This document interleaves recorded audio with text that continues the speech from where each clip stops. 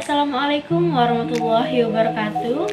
Perkenalkan, nama saya Dara Suryawara, kelas C12, Prodi Pendidikan Guru Sekolah Dasar. Saya sedang berkuliah di STKIP Persada Katulistiwa Sintang. Di sini saya akan menampilkan video paparan materi yang bertemakan pembelajaran menyenangkan dalam menyongsong era Society 5.0. Society 5.0 adalah sebuah era di mana teknologi digital diaplikasikan pada kehidupan manusia, dan negara yang pertama kali menerapkan era Society 5.0 ini adalah negara Jepang. Di sini ada beberapa keuntungan dari penerapan Society 5.0 menurut Fukuyama 2018. Yang pertama, penyedia layanan kesehatan secara online. Nah, dengan menghubungkan dan berbagi data medis yang sekarang tersebar di berbagai rumah sakit, perawatan medis yang efektif berdasarkan data akan diberikan. Nah, yang kedua, mobilitas. Untuk orang-orang di daerah yang mengalami kesulitan dalam transportasi umum akan merasa lebih terbantu, mulai dari kendaraan, drone pengiriman yang memungkinkan setiap orang untuk melakukan transaksi jual beli secara online. Yang ketiga, infrastruktur. Peningkatan baik itu dari segi keselamatan dan produktivitas semakin membaik atau meningkat karena dengan adanya perkembangan teknologi informasi dan komunikasi, segala dampak negatif yang memungkinkan muncul dapat dikurangi atau dideteksi sehingga kemungkinan dapat memperbaiki dari awal. Dan yang keempat, teknologi keuangan. Pada masanya sistem pengiriman uang ke luar negeri memberatkan beberapa pihak. Yang keempat, teknologi keuangan. Pada masanya sistem pengiriman uang ke luar negeri memberatkan beberapa pihak sekalian. Dari segi waktu juga harus mengeluarkan biaya administrasi.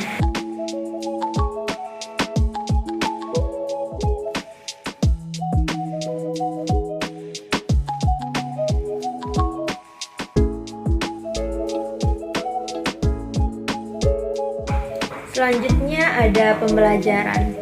Pembelajaran pada hakikatnya adalah suatu proses, yaitu proses mengatur, mengorganisasikan lingkungan yang ada di sekitar peserta didik sehingga dapat menumbuhkan dan mendorong peserta didik melakukan proses belajar.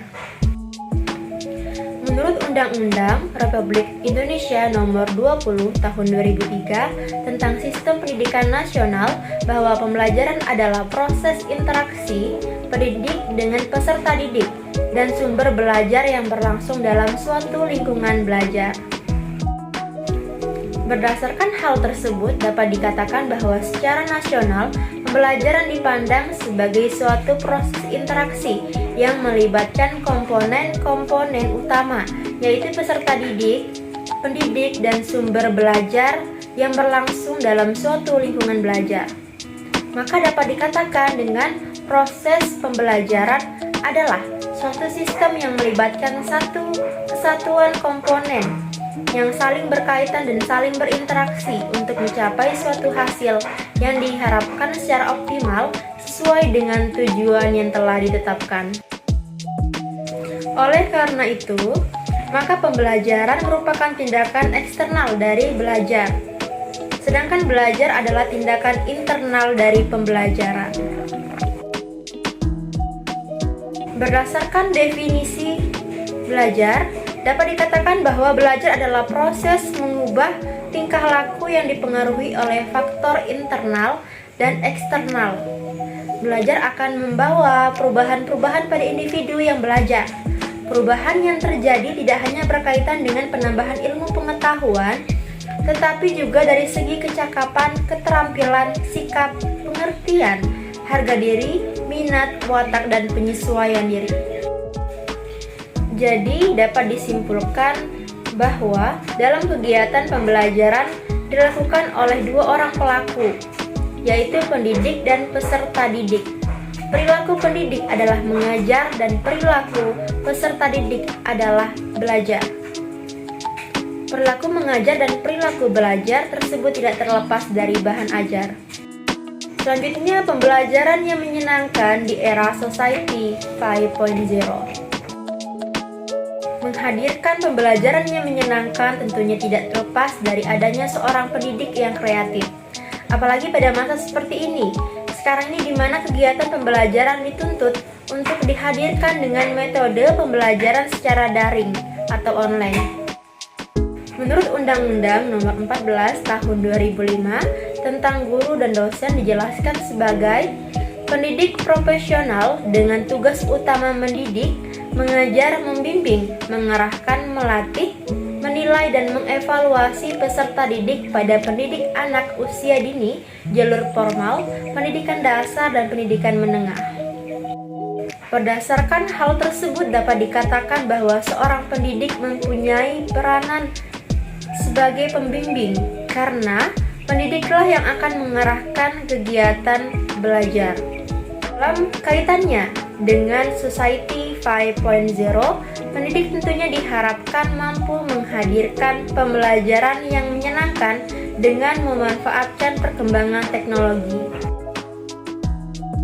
Seorang pendidik adalah fasilitator dalam pembelajaran, oleh karena itu, ada banyak hal yang harus dilakukan oleh seorang pendidik guna menghadapi era Society 5.0 dengan menghadirkan pembelajaran yang menyenangkan.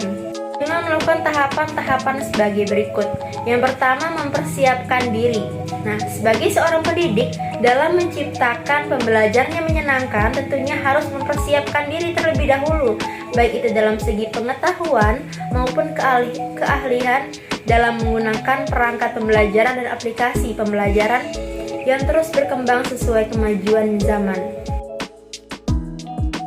Karakteristik kelas dan materi pembelajaran. Dalam hal ini, seorang pendidik sebelum menyampaikan pembelajaran harus mengenali bagaimana karakter peserta didik secara umum. Karena dengan melakukan hal tersebut, seorang pendidik dapat merancang strategi apa yang akan diterapkan, baik itu berkaitan dengan media, metode, dan perangkat pembelajaran lainnya yang digunakan untuk mencapai tujuan pembelajaran yang telah ditentukan. Yang ketiga yaitu dengan pemilihan model pembelajaran yang tepat. Nah, hal tersebut bertujuan untuk memberikan ruang kepada peserta didik untuk menemukan konsep pengetahuan dan kreativitas. Yang keempat, memberikan kesempatan kepada peserta didik untuk menyampaikan opini. Dengan memberikan kesempatan menyampaikan pendapat kepada peserta didik, mereka akan secara perlahan merasa nyaman dalam belajar, karena mereka akan merasa lebih dihargai. Yang kelima, memberikan respon yang baik terhadap apa yang peserta didik inginkan. Dalam hal ini, seorang pendidik harus memahami terlebih dahulu apa yang menjadi keinginan dari peserta didik, kemudian berusaha mengabulkan keinginan mereka. Karena yang perlu kita ingat bahwa kita mengajar untuk kepentingan peserta didik, dan seorang pendidik dianggap sebagai fasilitator bagi peserta didik.